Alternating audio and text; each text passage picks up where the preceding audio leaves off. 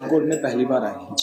पहले तो आपको जहाँ पे आके कैसा लगा, जहाँ के लोगों का स्वभाव, लोगों से आप मिले? देखिए, पठानकोट में तो अभी पहला ही दिव्य दरबार है। परम पूज्य महाराज जी के सानिध्य में परम पूज्य कारशनी स्वामी पूज्य गुरुदेव भगवान शरणानंद जी महाराज के श्री चरणों में बैठ करके इस दिव्य दरबार का आयोजन हुआ है। बड़ा आनंद आया है और यहाँ के भक्त भी बड़े प्यारे हैं, क्योंकि जब राम राज्य में कोई भक्त कहीं खराब हो ही नहीं सकता। सब आनंद दिलाने वाले भक्त हैं। यहाँ के कार्यकर्ता, यहाँ के व्यवस्थापक बहुत अच्छे हैं और पठानकोट वाले भक्त भी बहुत अच्छे हैं। सभी को साधुवाद, आशीर्वाद। जो लोग सनातन पे शंका उठाते हैं, उनके लिए आप क्या कहना चाहेंगे? देखिए, सनातन शंका का शब्द है ही नहीं।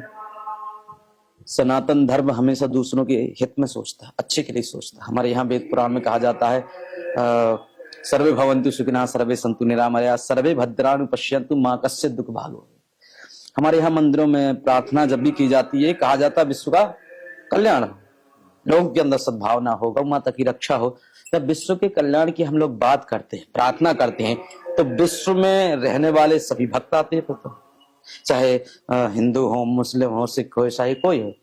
और ये तो लोग जातिवाद में लोगों ने फैलाया है। देखिए, जिस प्रकार से हिंदू में सब लोग अच्छे भी होते हैं, कुछ खराब भी होते हैं, ऐसी अन्य पंथों में भी कुछ दो चार ही लोग खराब हैं और वही लोग, जैसे कहते हैं ना, एक मछली पूरे तालाब को गंदा कर देती है, उसी प्रकार से कुछ लोग हैं। और हम तो यही कहते हैं, जो सनातन का नहीं वो हमारा नहीं, जो राम का विरोधी हम उसके विरोधी, क्योंकि हम कट्टर हिंदू हैं। जान कल जानी है तो आज चली जाए, लेकिन जाएगी तो राम के लिए जाएगी तो सनातन धर्म के लिए। इसीलिए तो दिव्य दरबार लग रहे हैं, जा करके झंडा गाड़ रहे हैं, विरोधियों के मुंह में तमाचा मार के आ रहे हैं। तो मैं सामर्थ्य है, क्षमता है तो आओ करो दिव्य दरबार का सामना। दिव्य दरबार में आपकी तरफ से पर्चे निकाले जाते हैं जी, कि लोगों को आज तक समझ नहीं आया कि ये हो क्या रहा। देखिए, आदि समय से हमारे महर्षि वाल्मीकि जी का आपने नाम सुना है, तो न विश्व को महाकाव्य दिया। तो राम जी के अवतार से पूर्व ने सारी गाथा लिख के रख दी थी, सब कुछ लिख दिया था कि राम जी आएंगे, कौशल्या नंदन बन के राम जी प्रकट होंगे, सबरी से मिलेंगे, सबरी के बेर झूठे खाएंगे, सब पर कृपा करेंगे, रावण का वध करेंगे, आकर के पुनः राम राज्य की स्थापना करेंगे। तो राम जी के अवतार से पूर्व ये घटना लिखी गई थी।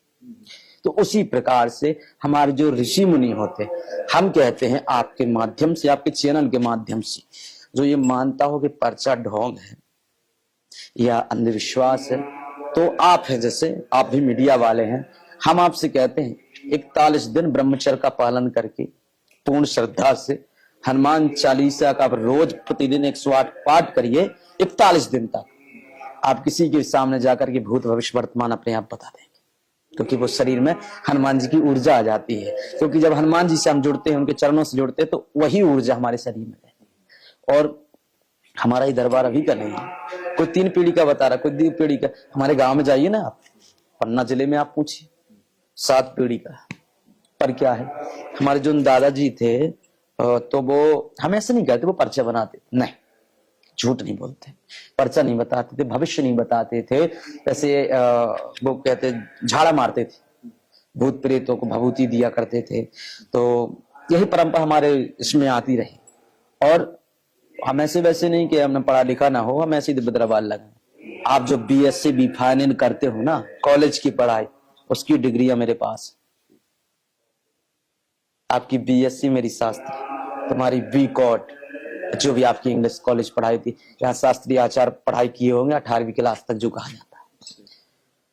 या कहो वेद का ज्ञान नहीं, तो वेद का सर्टिफिकेट प्रमाण पत्र है, पूज्य महाराज श्री के चरणों में बैठ करके अध्ययन किया है।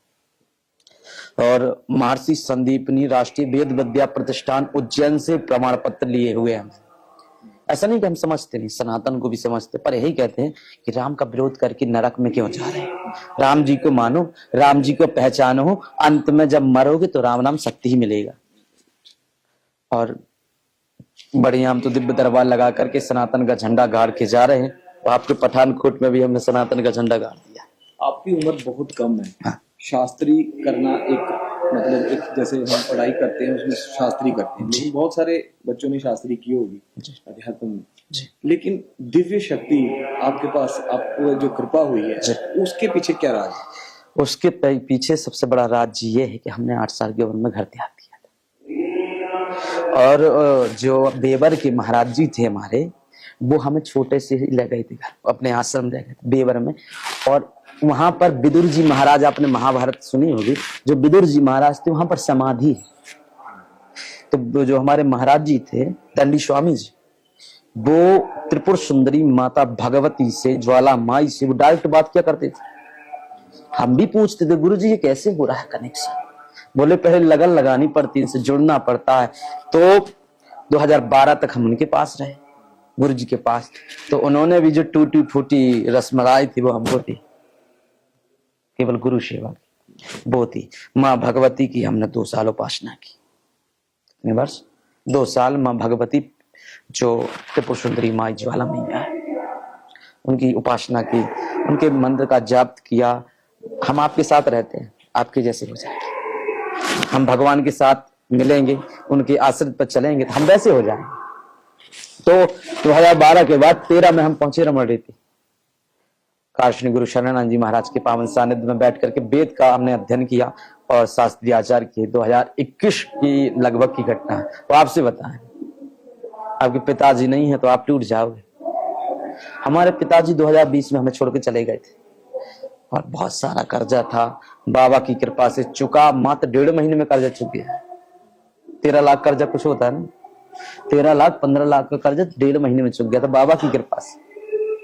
सन्यासी बाबा का आशीर्वाद है, साधु संतों का आशीर्वाद है, उनकी हमने चरण सेवा की, महाराज जी की हमने सेवा की, तो उनके पास जो पुण्य प्रताप वो हमें प्राप्त होगा। तो ये बड़े पिताजी की हमारे ऊपर कृपा है।